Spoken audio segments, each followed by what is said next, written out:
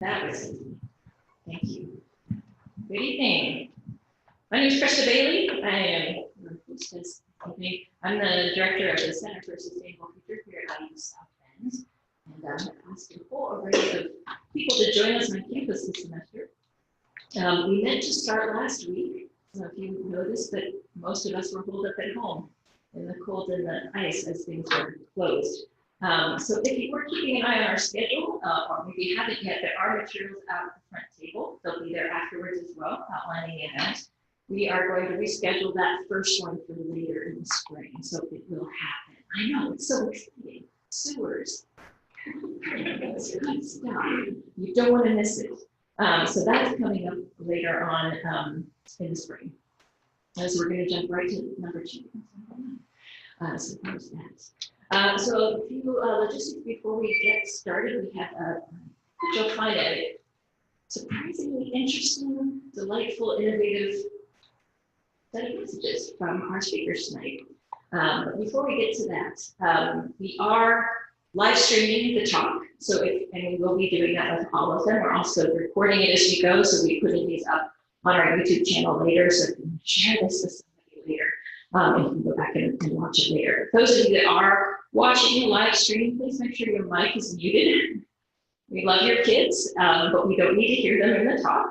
And if you have questions, if you're dialing in from outside of campus, there's a chat button and you can type your questions in. I'm happy to ask them on your behalf. So there's that. Or if you unmute your mic, you will hear your voice coming from above. So we'll all be prepared for that if that happens. So why do we have a sustainability innovation series here? Well, in part, it's part of our academic program. So we are the Indiana University campus with a major and a minor and a graduate certificate in sustainability studies. So we offer that here exclusively, which is very exciting. There's also materials about this out on the front table. The pictures of beautiful people who happen to be graduates from our program who got jobs because of their degrees in sustainability. It works. So there's that. So if you'd like to learn more of yourself or for someone you know how to study sustainability, what you could do with it, feel free to pick these up, take them with you, or take a picture and look us up online. There's that too. I guess before we get to the heart of the talk, I know you want to get to know them and what they have to say, but we're all here together to learn together and to help build and expand our sustainability community here. So here's your chance before you are sitting in your seats for a while listening and taking notes and ready to ask questions to meet the other people that are here in the audience. So we ask that you stand up, look around, find someone you don't know. I know, I see faces. Oh, geez. Share your name. What brought you here? What are you excited to hear about and learn about? So connect with someone you don't know. You could cross the room or just turn to the person closest to you if you don't know. So let's take a few minutes to get to know one another, and then we'll get started. Okay. Hi.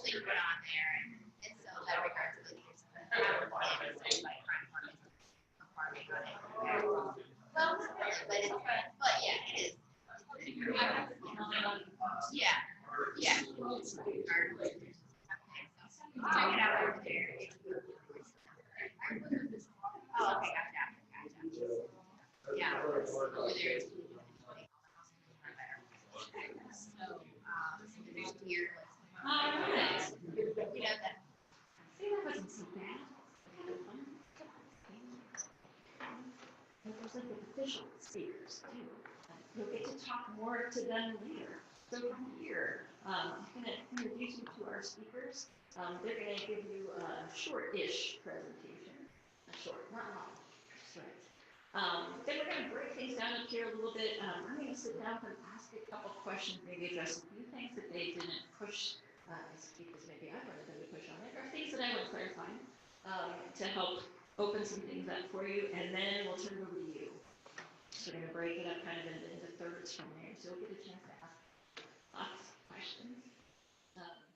Yes, and so then we'll get to you. So that's it. Our talk today is from two people from NIPSCO. So we've got Kelly Carmichael, who's Vice President of Environmental, here to talk with us, and Kelly Davies. Excited to have my fellow Green Ribbon Commission member here from the city. She's also the Commercial and Industrial House Manager with NIPSCO. So they're here to talk to you a little bit about what they're doing in terms of driving community sustainability as an energy company. So please help me welcome the Kellys. So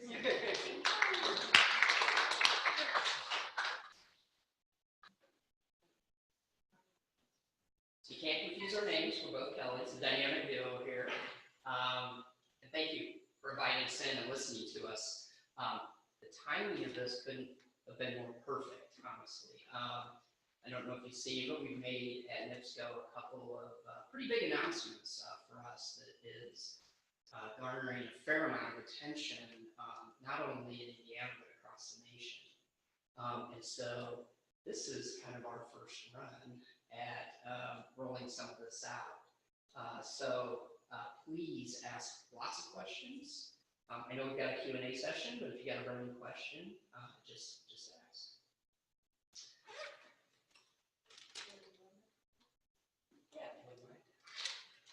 Okay, so first I thought I'd give a little bit of profile of NiSource and then NIPSCO. So NiSource is a holding company, and NIPSCO is one of our subsidiaries. And NIPSCO operates exclusively in Indiana, but NiSource is bigger than that. We operate providing energy services across 7 states in blue here, so you can see kind of the Midwest, Mid-Atlantic states. Primarily natural gas distribution. So we take natural gas from a pipeline and bring it up to the customer's home. We also have the electric company, and that operates, the only electric company that NiSource operates is exclusively in Indiana. So those other states are all about natural gas. Indiana is a combination natural gas and electric utility. So drilling down a little bit, more local here, NIPSCO, we're both electric and gas service in the northern third of the state. The green is the electric system, and blue is the natural gas system that we provide energy to our customers. All right, so let me jump right into sustainability. This is a little bit of our plug. Sustainability, as I think you all know, is a huge word. Means something different to just about virtually everyone I talk to. And I'm so excited that I'm seeing these sustainability programs rise up in universities. When I started out, I kind of had to create my own through other departments and paths, and Chris and I were talking about that earlier. So you see these types of programs and degrees across the nation now, which is so exciting for me because it's such an important topic, it's such a big topic, that a whole new generation of experts are being trained in universities. So selfishly, being able to hire people coming out of school with these skills and talents is just super exciting from my perspective. So glad to see that.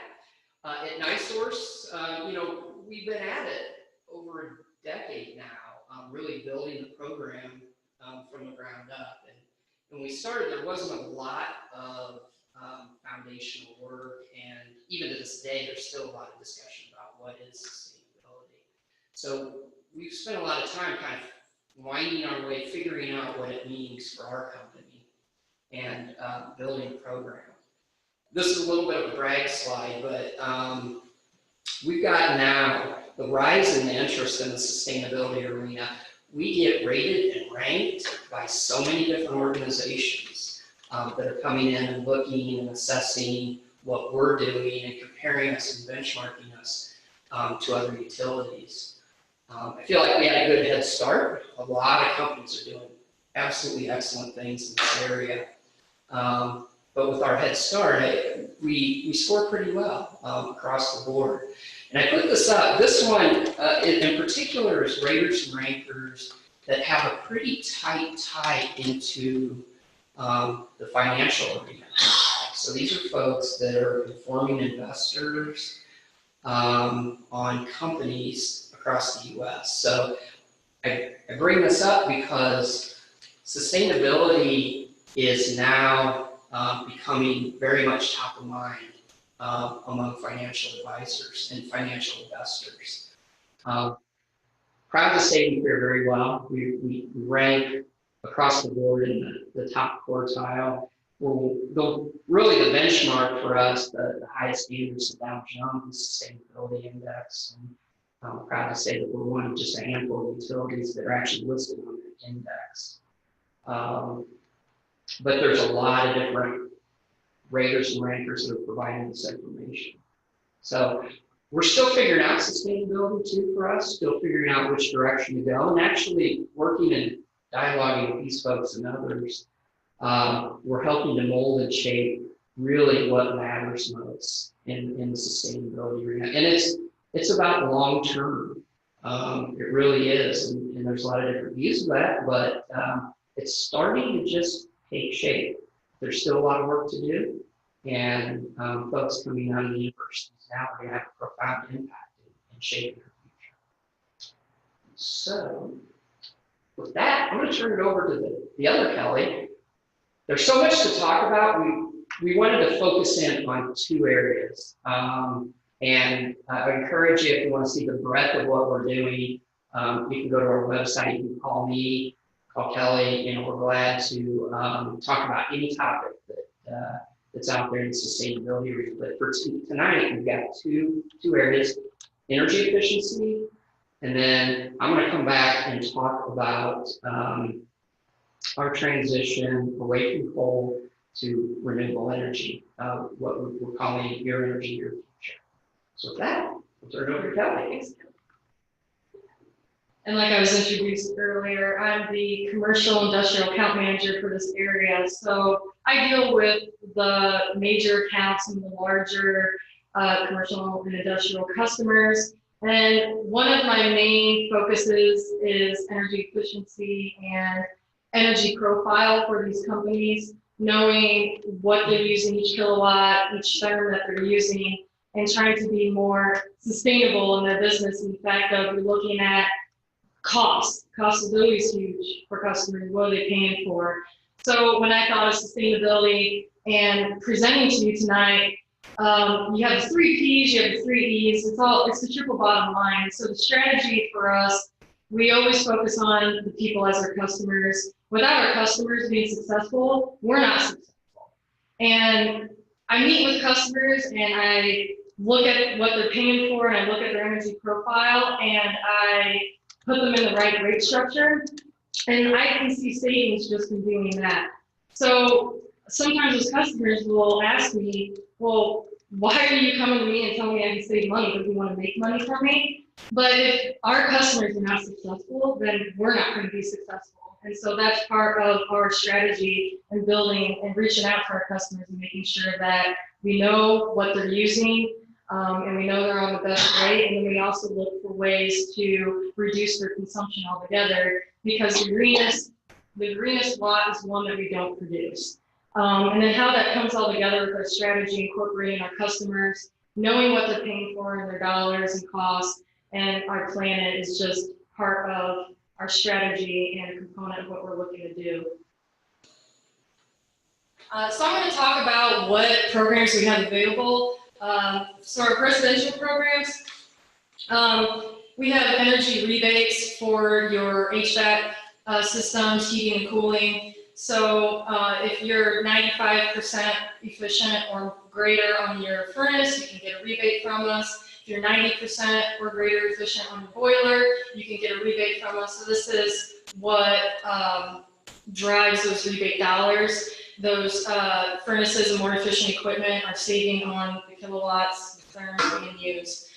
Same thing for AC units. So we had good participation. I put up the results up there for 2018. You can read them. But for lighting as well, obviously it's one of the easier things to look at, kind of low-hanging fruit.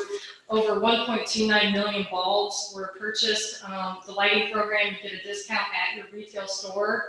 AEP has similar program locally here for you. So if you go to Home Depot, Lowe's, you'll see LED bulbs already discounted by the utility company.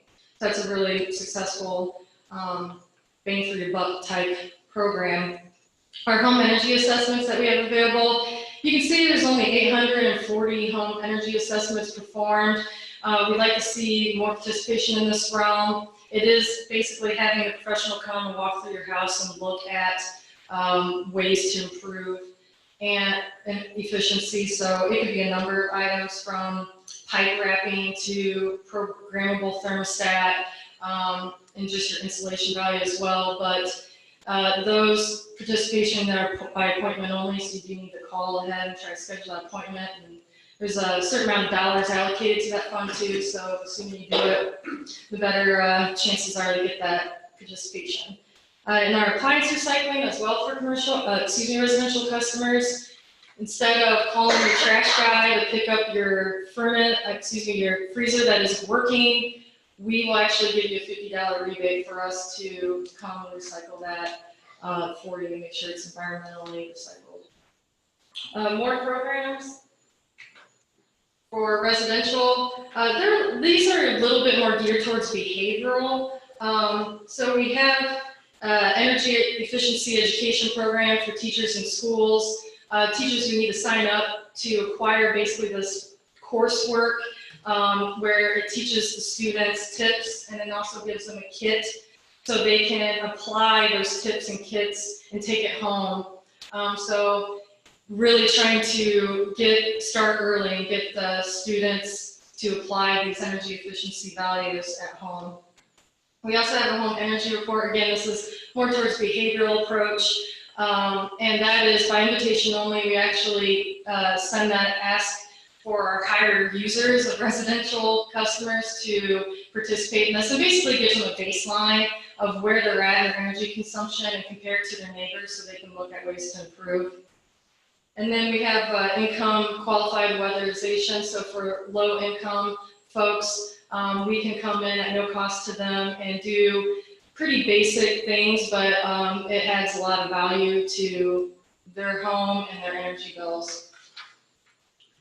Going into my world a little bit in commercial industrial, every time I get an opportunity when I meet with my customers, I always tout these programs because you always want to get them early. Our prescriptive programs are just that, it's a list and you don't need pre-approval. So those are pretty easy, good participation levels there. I kind of skimmed over 5,000 projects completed, $19.5 million in incentives were paid out in 2018. That's a lot of money and that's a lot of energy saved. So really proud of that.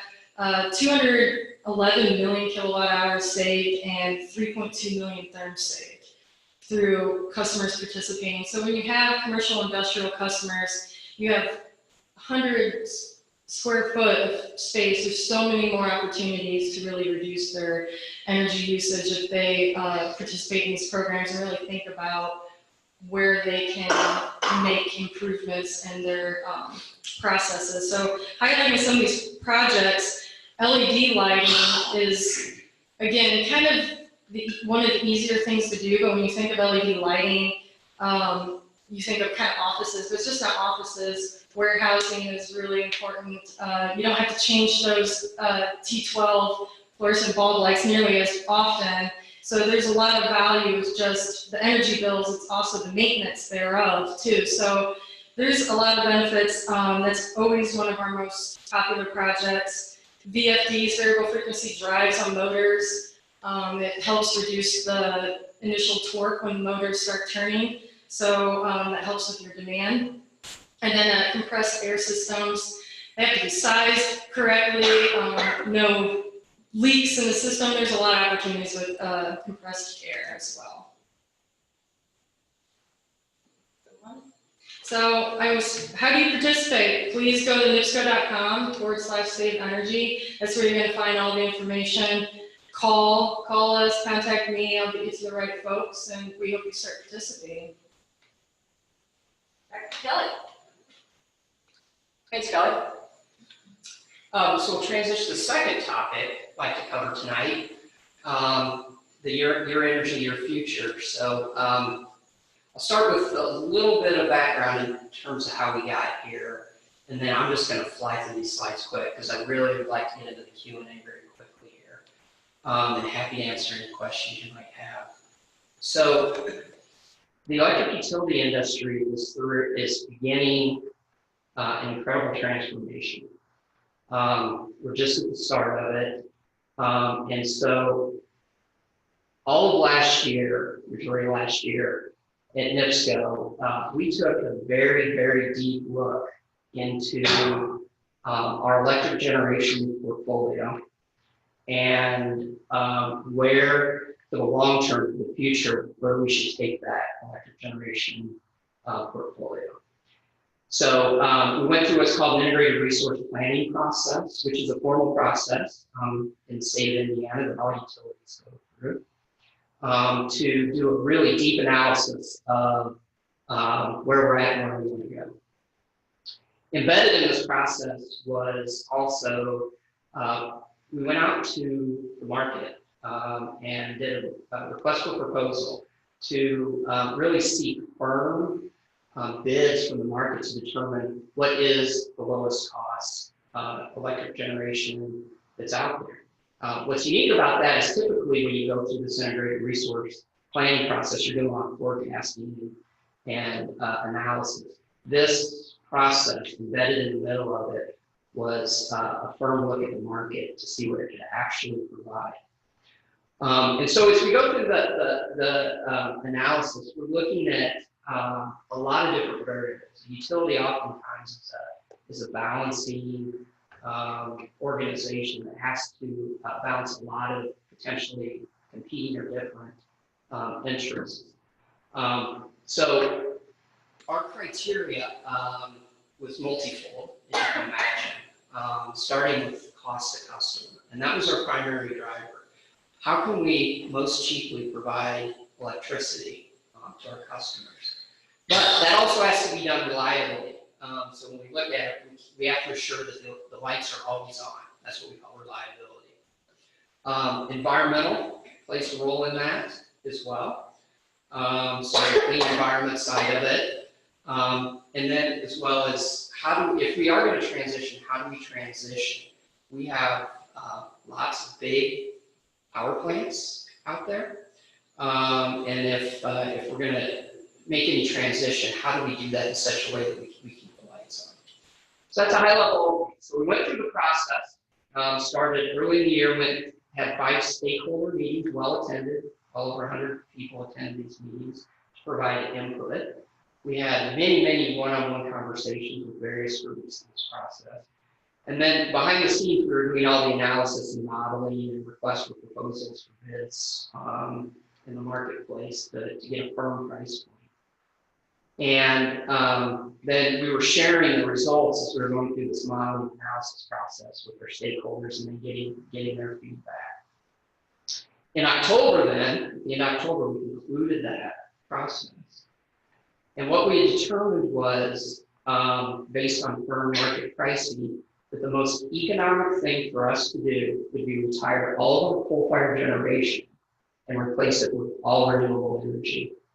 And quite frankly, that was a bit surprising to us. And now as we see across Indiana and across the nation, a lot of people are now saying, what? This doesn't make sense. We thought you would transition from coal to natural gas and then over a 40, 50-year period, we transition to renewables. That's sort of the normal progression that would occur. We're a gas company. We're jumping over gas right to renewables.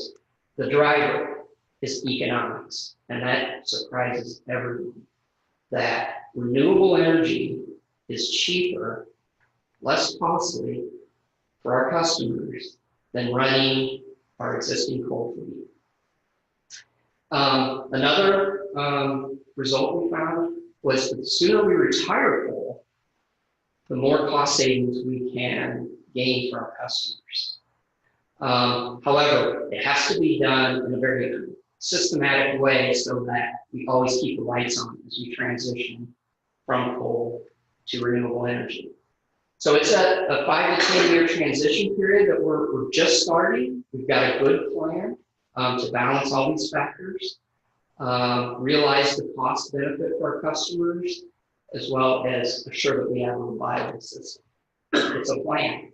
And we've started the process of implementing this plan. We've got a lot of work to do to actually get this done. So a little bit of pie charting here. You see Indiana there, I give you a location of our existing power plants. And currently, we're about 71% coal-fired for our electric generation. That's about pretty typical in Indiana. 25% or so natural gas, and a sliver of renewables that we have in our portfolio. What our plan lays out is by 2023, our goal is to get to 53% renewable. And then primarily shrink the coal side of that from 71% down to 17%. And then the next phase of this by 2028 then would be to completely exit coal-fired generation and get to 65% renewable energy for our customers. Every step along the way, we're creating more cost savings benefits for our customers. So the affordable and reliable energy side of this. By doing this, we're going to save our customers more than $4 billion over the long term. So there is cost up front because we have to build the renewable energy. But then on the back end of this, we're not buying coal. So our customers won't have to pay for those coal purchases.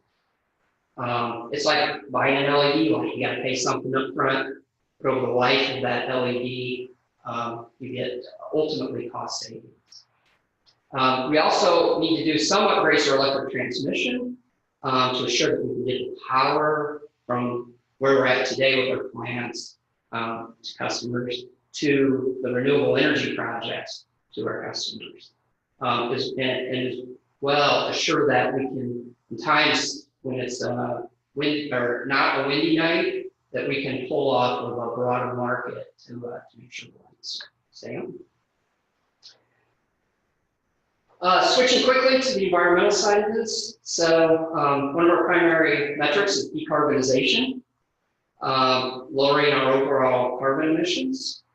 This plan will result in a 90% reduction for us in carbon emissions and has a multitude of other environmental benefits, which I think is on the next slide.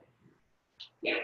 So it's a busy graph, but it's across the board. As you can imagine, as you go from coal to renewables, you're going to see environmental benefits from air emissions, water, land, and then that greenhouse gas. And there's one pull-out box on this that I want to give you a sense of, how this fits in, our 90% reduction.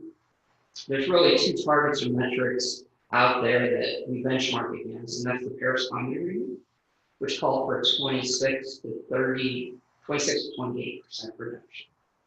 And then the more aggressive target you might be familiar with is the Intergovernmental Panel on Climate Change that released a report late last year on the 1.5 degree scenario.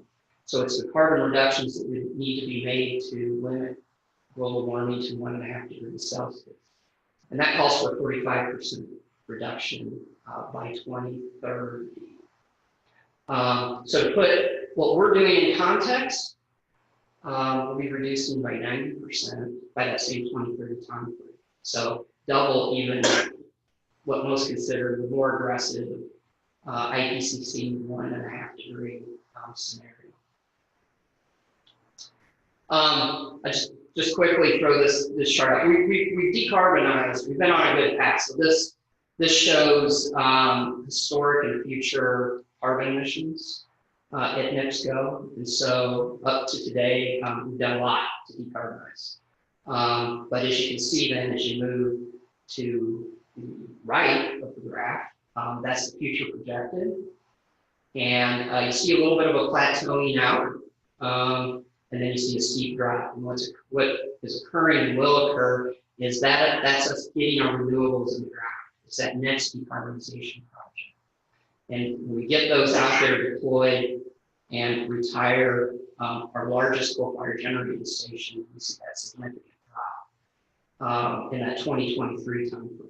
You'll see another one happen out in the 2027, 2028 timeline. That's when we take the final coal-fired facility that we have offline. So pretty dramatic decarbonization.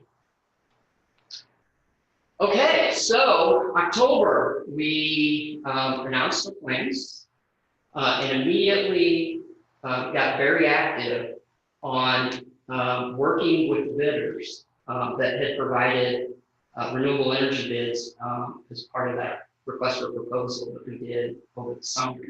So I'm pleased to announce, and this was announced Friday, that we have the first 3 projects under contract. These are brand new renewable energy projects in Indiana. You can see them, kind of approximately where they're located. It's about 800 megawatts of wind power, and to maybe put that into context, that's about the size of a medium-sized coal-fired power plant. We are not done. This is just the start. We expect to make additional announcements on renewable energy projects this year. And then what we'll do is likely issue another request for proposal to get new bidders in, and then just keep working the cycle until we get to ultimately replacement of our coal-fired generation with renewable energy. And last slide. So I wanted to put this in a little bit of context and a little bit of a disclaimer on this graph as well. But in context, the amount of renewables we're going to be deploying is shown in the green. That's NIPSCO alone. And you might not be able to see it, but on the x-axis there's each state and the amount of installed renewable capacity each state currently has.